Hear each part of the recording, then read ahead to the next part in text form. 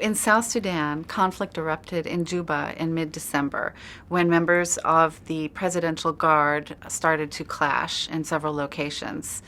The conflict quickly turned ethnic in Juba, pitting mostly Dinka armed forces against ethnic Nuer males. By late December, conflict had spread north to the towns of Bentiu and Malakal. The conflict in Malakal started when anti-government forces attacked the town, and the town has since changed hands 4 more times.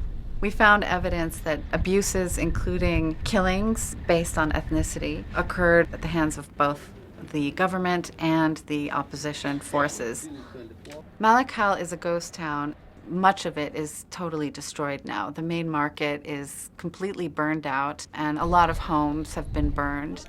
Bodies were still lying out in the open when we were there, and aid groups told us that hundreds have been buried already.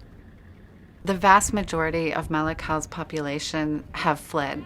They went to villages or to shelter in churches or the hospital or at the UN compound just outside of town. The humanitarian organizations there are struggling to meet the needs of the displaced population.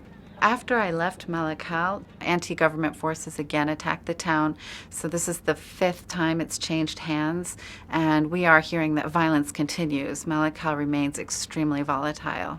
Our team also visited Bentiu town, which is to the southwest of Malakal, and found similar evidence of destruction of shops, markets, homes, and also heard similar testimony from displaced civilians of the violence and abuses by both sides. Human Rights Watch is calling on the commanders of both government and opposition forces to make sure soldiers do not commit these abuses against civilians.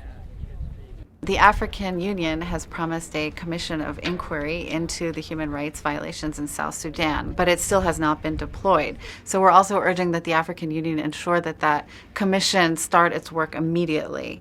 The need for a full, impartial international investigation is clear. Not only could it possibly deter future abuses and crimes against civilians, but it's also the first step in a process of justice and healing.